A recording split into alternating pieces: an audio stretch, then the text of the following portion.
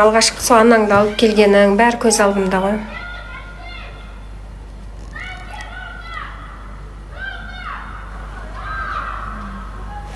Медициналық құпия деген бар. Неге жарияға жар салып отырсыз дейді. Менің мына жүрекпен деген біреу сөйтіп айтады да, мүмкін біздің мына жерде сандуғаш деген қызы отыр. Жарияға жар салғанда оның пайдасы болуы мүмкін. Мысалы, мына жерде қаншама оқырмандар болуы мүмкін, емін таппай жүрген. Солар осы TikTok арқылы келіп сауап жатса, ол бізге сауап. Жаңа мына айтып жатқан қызға да сауап. Мына сандуғаш деген қызы отыр ғой, жаңағы қан тамырлары рагына жазылған адамның қызы отыр. Мысалы, осы жерге ол шықпаса, мен айтпас та едім. Сондықтан қызғанбаңыз. Кейбір адамдар қызғаныштан неге айтасыз деп маған ақыл айтты. Әлмира деген біреу ақыл айтып жатыр да. Қазір жер бетіне емшілер де көбейіп кетті. Бәрі көбейіп кетті ғой, бәрі. Бірақ мен шындықты айтып отырмын да, өзім сауыққан дәрігер. Мына жерде де бізден сауыққан, рактан сауыққан, анасы сауыққан қызы отыр. Сол біреуге себеп болар анықта. Менің осы сөзімнен, менің бір сұхбатымнан қаншама адам келген білесіздер ма сіздер? Әлмира деген бір қыздың қызғаныштығына таң қалып тұрмын да. Әлмира дейсіз ба? Мен Әлмира емес па? Жаңа біреу айтты, кешіріңіз Әлмира. Білмеймін, біреу айтты, құпия бір нәрсе, медициналық неге айтасың дейді да. Мен көргенімді айтам. Мысалы, қаншама адам, мысалы, не жерде? Әлмира, сіз женская жақтан десем, я женскийдан емделіп бала сүйген, қаншама бала отбасы болған куәсі болдым. Мен өтірік айтпаймын еш нәрсені. Көрген нәрсемді айтып отырмын.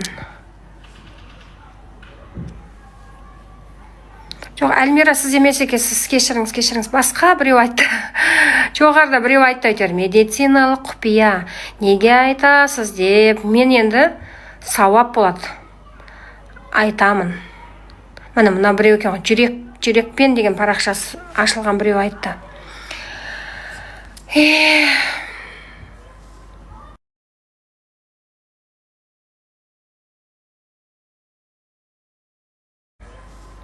Көрген жақсы пайдалы нәрсемді айтқаным дұрыс.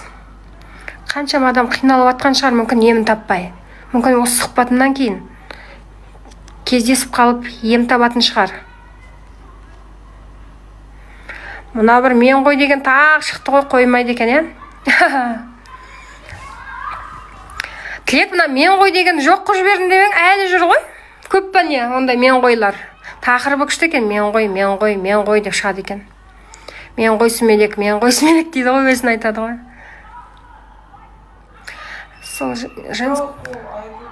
Сол менде женская жақта проблема ғой дейді. Соған ғой сұрап жатқан дейді. Мен бар ғой, женскийдан ауырған біраз әйелдерді көрдім. Даже енді қалай айтсам екен. Біздің дәрігер енді мықты ғой, енді оның оқиғаларын айтсам тағы да неге айттың деп жаңа біреу тиісетін шығар. Мен ғой деген тағы сүмелекпін деп қайтадан шығып жатыр ғой. Блоктамапсың ғой сен, басқа біреу жоқ қып жіберіпсің ғой. Жоғалшы. Мен ғой деген кімсің сен? Блоктаймын, екпеймін. Білмеймін. Қазір и так та өшеді, бірақ процент қалды. Сүмелек болсаң сүмелек бол, бірақ кетші. Кімсің өзі? Мен ғой деген еркексің ба, әйелсің ба, кімсің? Кетші. Кеш жарық. Мен ондай көруді білмеймін. Кім болса да енді. Жарайды енді, мынаның ар жағында.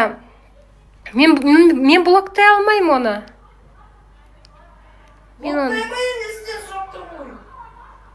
Мен ғой деген біреу ғой, ауру ма сондай ғой деймін. Денсаулығыңыз тексертсеңізші, бір сөзді қайталап, біреуге жаман сөз жаза беру деген ол аурудың белгісі. Адам өзінің іші қап-қара толса, энергия, қара энергия немесе жан-жараңыз көп болса, адамдар сөйтіп жазады екен.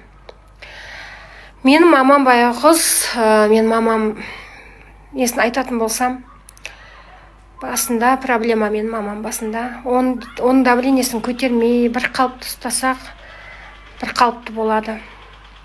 Сіз де TikTok'та отырасыз ба дейді Моля деген. Мен TikTok'та отырамын, өйткені TikTok арқылы қаншама адамға, қаншама қаншама жаны ауырып денсаулықтан арылып жүрген адамдарға көмек